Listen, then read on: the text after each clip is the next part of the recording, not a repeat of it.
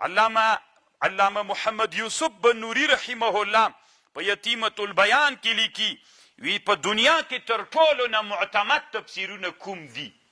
دا واورئ طالبانو ورونو، دنیا کې ټول تفسیرونه دی وایي چې دی وایي قرآن تفسیرونه دنیا کې 200,000 تفسیرونه دي، د یتیمة البیان کې وایي، خو په دنیا کې ښه تفسیرونه کم دي طالبانو ورونو، تاسې ورته غوږ سئ. نو دی وایي په دنیا کې اولینی ښه تفسیر د علامه اسماعیل ابن کثیر الدمشقی الشافعی ده، چې دا په دنیا کې ښه تفسیر ده، بلکې دا عین تفسیر ابن جریر د طالبانو. ابن جریر لږ اوږد ده، دا را مختصر ده، ډېر ښه عالم تیر سوی. یو ځانګړتیا ده د عالم دا د طالبانو چې ډېر متبع د سنتو د رسول الله ده، د بدعتونو سره وړاندو عالم ویم باید دسې د رواجونو پسې باید ډېر ونه ګرځېږي. علامه اسماعیل ابن کثیر الدمشقی الشافعی ډېر ښه عالم تیر سوی، الله ورته ډېر لوی علم ورکړی، ډېر کتابونه لري، د حدیثو په دنیا کې یوه لویه خزانه لري، جامع المسانید ورته وایي. ما سره شته طالبانو په لسګونو زره احادیث په دې کتاب کې دي چې دا د دنیا د احادیثو لویه خزانه ده. دویم تفسیر په دنیا کې علامه بن نوری رحمه الله د انور شاه کشمیری نه نقل کوي چې په دنیا کې دویم ډېر ښه تفسیر چې ده هغه مفاتیح الغیب د علامه امام فخر الدین ابن الخطیب الرازی الشافعی. دا طالبانو دنیا کې دویم ډېر لوی تفسیر ده چې دا هم شافعي د امام خطیب الرازی چې اوس قبر په هرات کې د طالبانو ورونو اصل کې دی د رای ده. رای طالبانو چیرته ده؟ رای تهران اليوم عاصمة جمهوریت ایران. دا طالبانو پخوانی رای دا جای ده، دا تهران چې اوس ورته وایي. نو انور شاه کشمیری وایي، دلته امام سیوطي نقل کوي، یو چا نه یې نقل کړی وي په تفسیر د امام رازي کې هر څه سته، خو یو تفسیر نسته پکې. هر څه د امام رازي په تفسیر کې سته، خو څوک نسته پکې، تفسیر نسته. نو انور شاه کشمیری رد کړی وي، دا غلطه خبر ده. دی تفسیر دې ته وایي چې منقولات وي که نه، هغه خو کالکبریت الاحمر داسې ده، دا غلطه خبر ده. دی وایي هو حث عن قدره الجلیل ومنزلته السامية ولعل قوله من غلبت عليه سرد الروايات فقط من غیر ذکر لطائف القرآن وعلومه. دا هغه تفسیر ده په دنیا کې چې د کتاب له علومو نه ډک ده، او ظلم مونږ دا ورسره کوو امام رازي رحمه الله سره چې د تفسیر ته مو خدا زه مهمه بلم طالبانو ورونه دغسې هېڅ فایده نه کوي. ښه خبر دا ده غم د موږ په د افغانستان او د پاکستان د پښتونستان ساحه کې ده. دلته مشکل دا ده چې علما بیچارهګان داسې شیانو باندې مصروف دي. بیا زه راتلونکې ورځو کې د احیاء العلوم نه درته خبر کوم چې په عباسیاتو مصروف یو.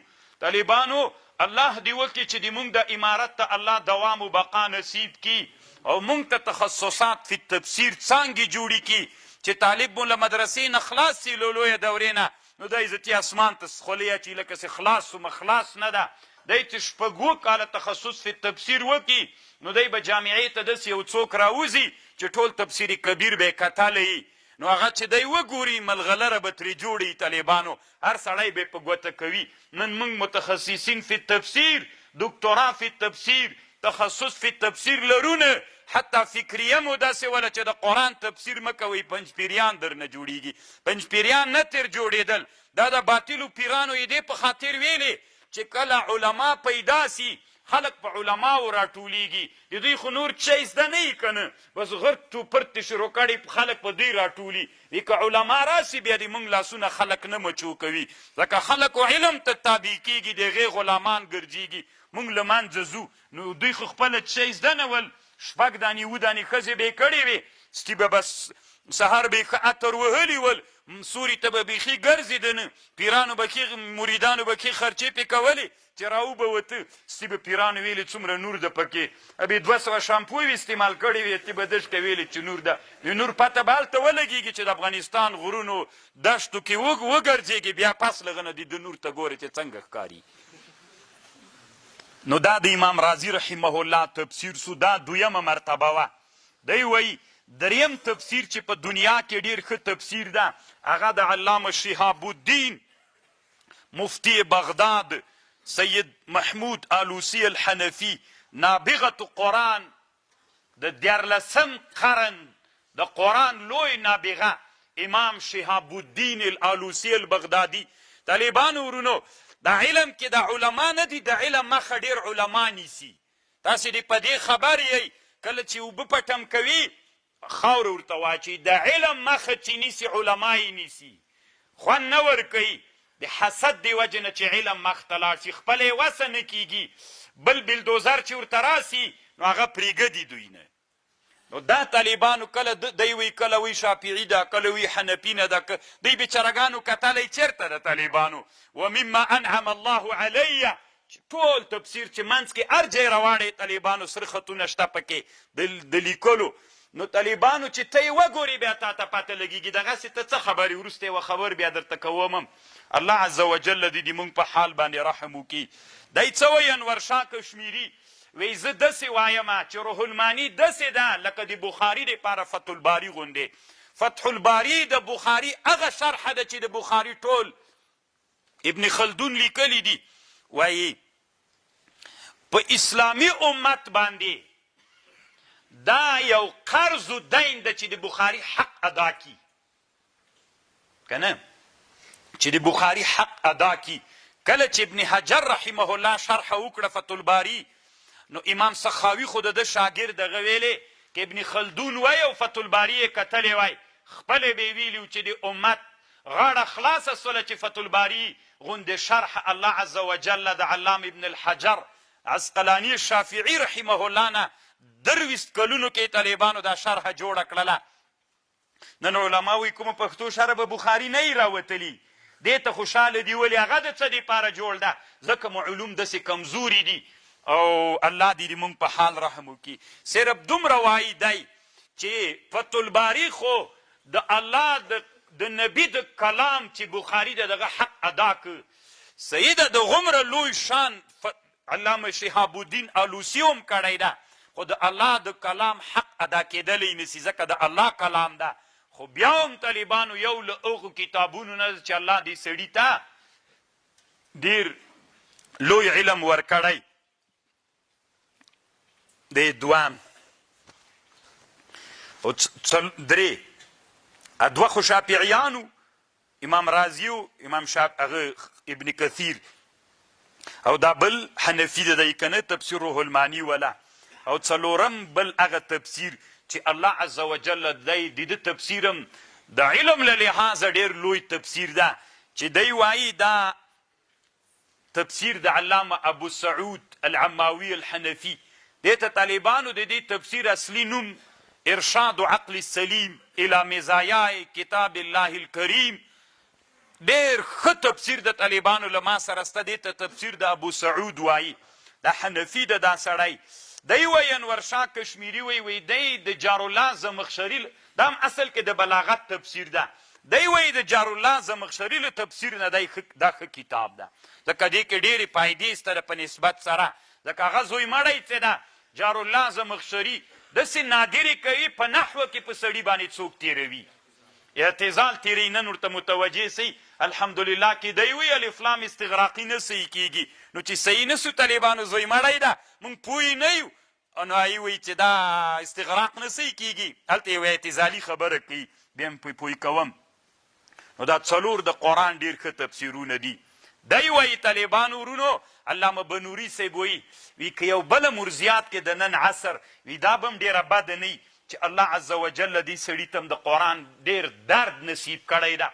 علامه جوهري الطنطاوي المصري چې الحمدلله طالبانو دا د ځان دپاره یو انعام بلم چې تیر کال مونږ ترجمه کې په دې ډېر تمرکز کړی او الحمدلله د افغانستان علماو کې مې یو حس را ژوندی کړي چې دا تفسیر اوس علماو ډېره مینه ورسره پیدا سوې ده.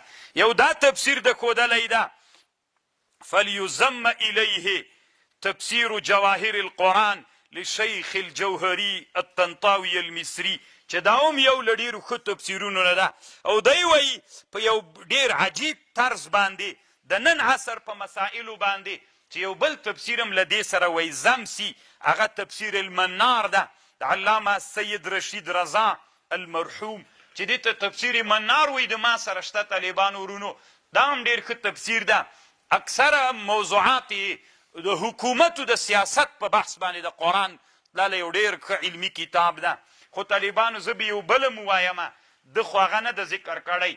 د اسلامي امت یو لوی مجاهد عالم شهید علامه سید قطب رحمه الله، د ده تفسیر فی ظلال القرآن دا هم ډېر ښه تفسیر ده. خو داسې وي طالبانو ورونو چې که دې تاسې دا علمي سطحه لږ لوړه ولئ، نو ما به دلته تاسې ته د هغه تفسیر نه سږ کالې بحث کړی وای.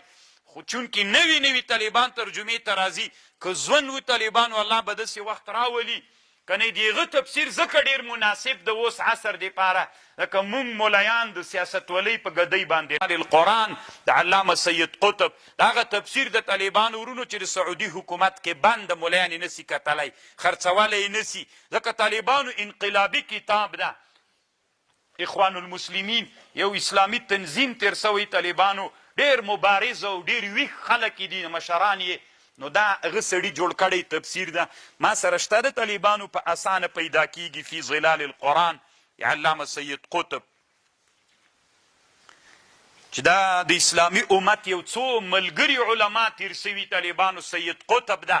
د موږ د افغانانو علامه سید جمال الدین الافغان ده، چې دا هم ډېر مبارز و دعوتګر تیر سوی ده. خو الله دې موږ په افغانانو رحم وکړي، څوک هم نه پېژني چې دی څوک ده. د ترجمې په میدان کې بیا دی هم زه در پېژنم چې څوک ده.